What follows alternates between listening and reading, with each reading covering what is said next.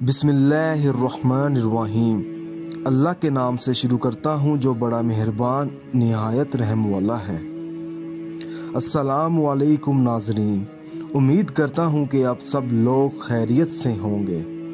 आप देख रहे हैं हमारा channel Zoya life health care. अगर आपने अभी तक हमारा चैनल सब्सक्राइब नहीं किया तो ज़ोया लाइफ हेल्थ केयर को सब्सक्राइब करना हरगिज़ मत भूलें।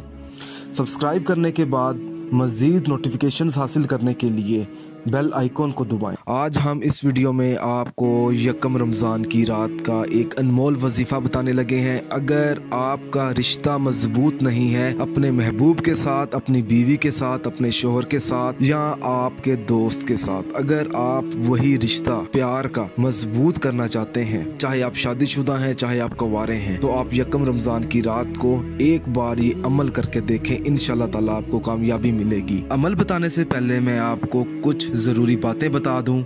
इस वीडियो को आखिर तक देखें ताकि आपको सही तरीके से समझ आ सके कि आपने अमल किस तरह करना है। ये वजीफ़ा आपने बावजू हालत में करना है और वजीफ़ा करने से पहले ये जान लें कि ये अमल किस मकसद के लिए है, क्योंकि हर वजीफ़ा, हर अमल आपने अपने जायज़ मकसद के लिए करना है और इस अमल के साथ आपने 5 वक़्त की नमाज भी अदा करनी होगी। आपको इस वजीफ़े को आपने इसी तरीके से पढ़ना है जिस तरीके से मैं अभी आपको बताऊंगा। आपने करना ये है कि रात को सोने से पहले ये वजीफ़ा पढ़ना है। सबसे पहले आपने बिस्मिल्लाहिर्रहमानिर्रहीम पढ़नी है और आपने उस शख्स की तस्वीर अपने पास रखनी है जिसके साथ आप अपना रिश्ता मजबूत बनाना चाहते हैं।